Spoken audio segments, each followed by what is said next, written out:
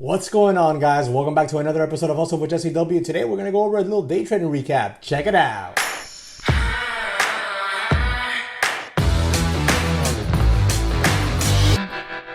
Alright guys, let's jump right on into this recap, okay?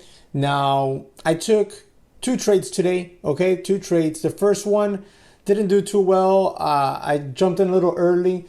Still made profit on it, but it's basically a break-even trade. We'll go over it quickly, I guess, and then we'll go over the second one, which was the best setup. Unfortunately, I didn't get to add to it, so I wasn't able to capture the full potential of it because I couldn't scale out. And I'm not greedy when I only have my starter position, basically on the trade. So, nice green day, sitting on a nice green day. Not going to complain one bit about that part of the day, of course. The consistency continues, and that is ultimately what we all want as traders. It's consistency. Now, before we continue further, I have one announcement. I just got an email from Webull notifying me that how they do now currently, 2 free stocks when you deposit $100 after you open up your account. You download the app, open up the account, deposit $100, you get 2 free stocks. Well, starting on the 12th, that will no longer be the case. It won't be 2 free stocks. It's just going to be 1 free stock that you're going to get. That's a shame, I guess, because almost everybody else does 1 free stock. So, but they still have everything else going for them, which is the platform. The platform is bar none better than any other stock trading app platform out there. So you have that. You're going to want to take advantage. If you haven't opened up a Webull account, you're going to want to take advantage. Today's the 7th. You have until the end of the day, or the end of the night, I guess, on the 11th, to open up and fund your account with $100 so you can get your 2 free stocks. All right, so now that we got that out of the way, let's jump into this recap here. I traded Tesla today, and the reason I'm looking so much to the side is because I'm looking at the chart, and man, it's so hard. I really wish I would have jumped back in here for another test of the lows, but I didn't. So can't cry over spilled milk. Golly, these are going off now almost at $13. 13 is about to print, I bet. Let's see here. Let's see if it does it. Let's see if it prints 13. At least we get 13 on the ask. I think we get it. There it is. 13 on the ask. 13, 15, bam. This is why I always like having at least 2 contracts, because I would have been able to have grabbed a nice profit here. Regardless, it's a nice day. What I did today was I was focused up on various stocks, right? I was looking at Tesla, of course. I was looking at BA. What a monster. But this thing gave no pullback. Like, how do you know how I trade. How am I going to get in some calls here when it's just a straight up move? Straight up. Now we're just, holding this 9 EMA here. That's just a straight up move. Come on. This Boeing is just, it refuses to break this 120 underneath this 120 area. It really does. I thought we would break underneath 120 simply for the following reason. This is when the market crashed. Okay, boom. We set lows. Boeing set lows down here. It jumped off of that and just went on a monster 1, 2, 3, 4, 5 day tear. Monster 5 day tear. Okay. Then it pulled it in. When it pulled it in, it hit this 120 and it bounced off of it real nicely and sharply up here to the 160s. Monster bounce. Then we pulled it in and we got right here in front of it, 123. Much smaller bounce. Nice bounce, but much smaller. Now we pulled it back into 120. So I thought, you know what? This 120 probably isn't going to hold. It probably isn't going to hold this time because it's getting weaker, right? It's getting weaker. Big bounce. Smaller bounce. Typically, on this third bounce, you typically would get a crack. But it didn't. I mean, we still have this downtrend resistance line, if you can imagine it here. Boom. But I don't know. We're going to keep eyes on it. But no trades for me today on Boeing, I wish. But it just never gave me a pullback to get long some calls in front of, or just, the stock itself. Would have been nice to have grabbed the 100 shares, but just didn't work out that way. Then I was looking at BYND, but BYND basically just completely fell out of bed. Let me see here on my other charts.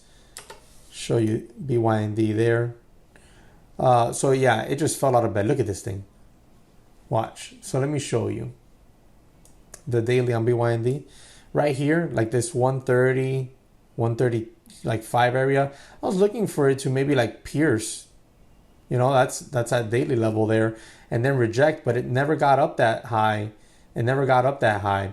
It just got up to 127. It didn't even make it to 129, 130. You know what I'm saying? It just fell right out of bed. Then we had that bounce, you know, shorts covered, and then these lows right here held up as resistance. But it's been kind of choppy. I'm not gonna lie. That's a pretty choppy trade. That's a pretty choppy trade right there, I'd say. Tesla was much cleaner. Tesla was much cleaner than BYND. Much cleaner. We had the initial push. It started to flag. It failed. Broke underneath VWAP. Bounced into VWAP. Okay, that's where I got short. And then, you know, came back down. Bounced back up into VWAP. Pierced through it. Broke underneath it. And then all the way back down here. Look, you see? Look at that. Look at that bounce. So those are the ones I was looking at. I was also looking at Shop. Shop's been moving around a lot. Had a nice little red to green move here, but nothing for me on it. Nothing for me on it. I mean, look, how much further is Shop going to go? When is profit taking going to take place? On this day right here, profit taking took place, and then we broke over 650, and it's like moonshot, you know, lunar launch, really. Let me see, what else was I watching here? Wasn't watching any of this. So that was it for the large caps I was watching. Then I was also watching off chart, you know, on my trade ideas chart. I was watching IO, massive gap up.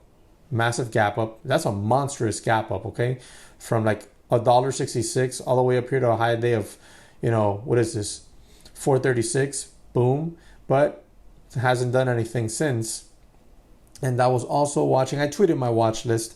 I was also watching something else, but don't really have it on this chart. I'd have to go check my watch list on Twitter. But it was another small cap. No small cap trades for me today on any of those. Just a live trade on Tesla, which we're going to go over. I did trade Tesla twice. The first time was right in here. Okay, I traded it right in here, thinking that this was, you know, a failed push to break out of this $800 level. You see this $800 level, and I was right. It was a failed attempt. It was a failed attempt right there at that $800 level, and I thought I could get a dump. When we didn't get the dump and we started to kind of flag, I was like, oh no, let me out right now. And I got out of it.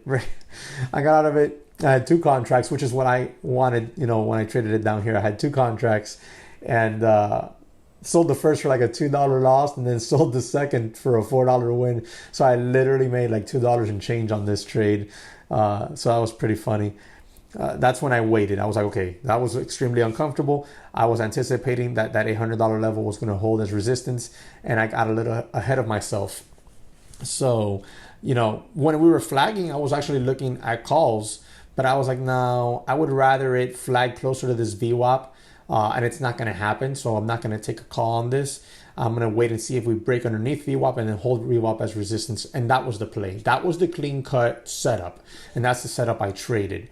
So let me go ahead and grab that. Let's see. Is it this one, or is this the first one with where I was ahead of myself? Yeah, see, here's where I was ahead of myself. I was ahead of myself here. So I did record it. I had 2 contracts at 11.40, 3 cost bases. And I got out of those really quickly. Right there, boom, done.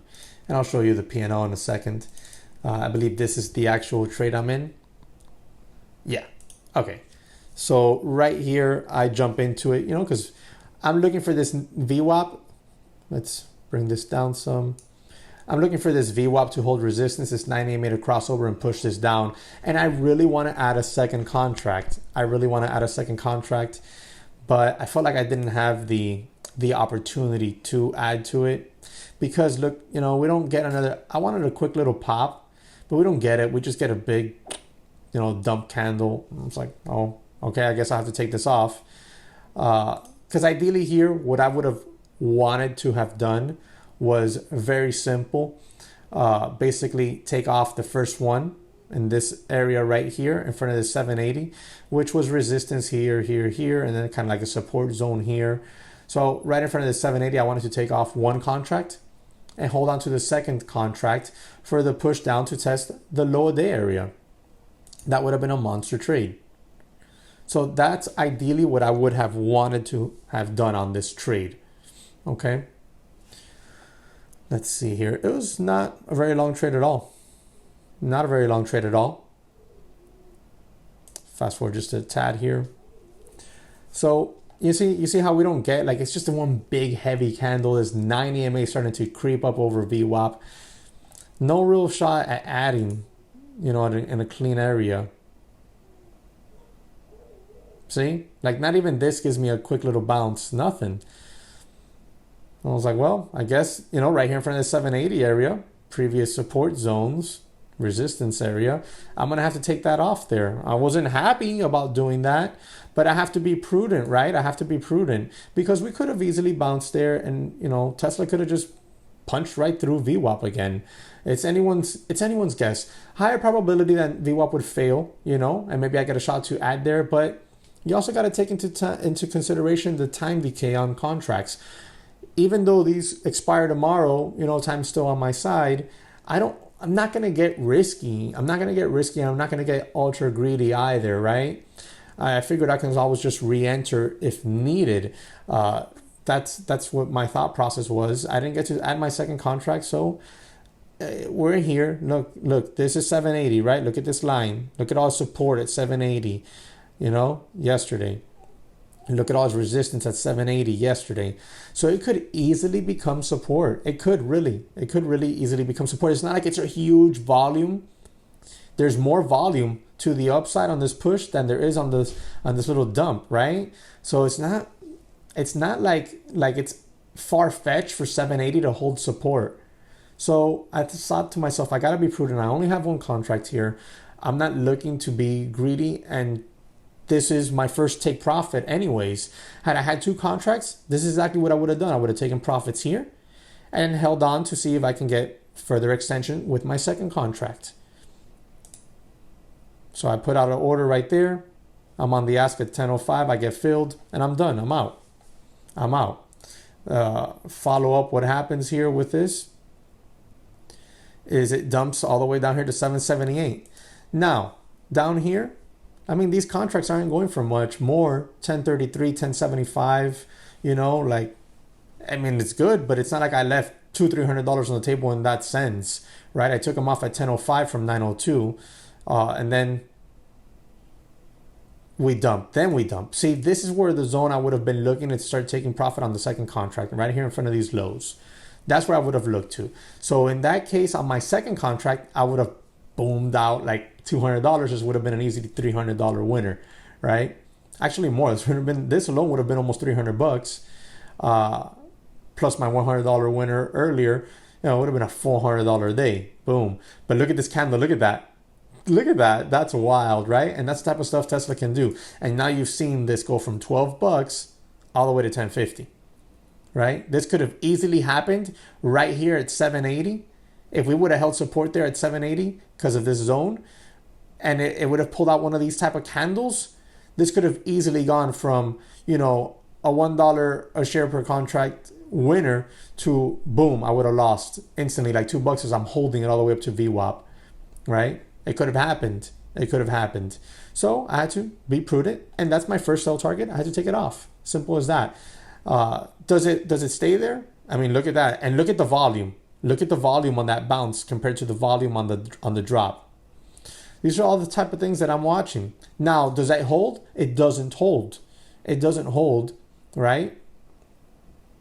I'm looking at the daily there. It doesn't really hold all the way. It starts to kind of like grind in here. See, this is that big candle grinding here. And then look what happens. Boom. Now we're back to where I had basically entered when I had entered, where was it? Up here somewhere. Okay. So now this could have been potentially a second entry, but honestly, I thought this was going to just break over VWAP and go, because Tesla's nuts. And look, it does that. Look at that. Now, could you have just jumped in some puts here? Yeah, but why would you? This is just showing a major bounce with bigger volume than on the drop. It's pretty tricky. I'm not gonna lie, it's pretty tricky. It's pretty tricky. Right after that, yeah, boom, all the way back down here to test these low area again. But notice how Tesla has not tested the day's low truly, or broken, much less broken underneath it. Okay, so I'm gonna say I did pretty well on the trade itself. Another green day, the consistency continues. Let me know how you did. Remember to smash the like button for me, subscribe to the channel if you're new around here, hit the notification bell so you're alerted when I upload my next video. Hope you're having a great day, and I'll catch you on the next one.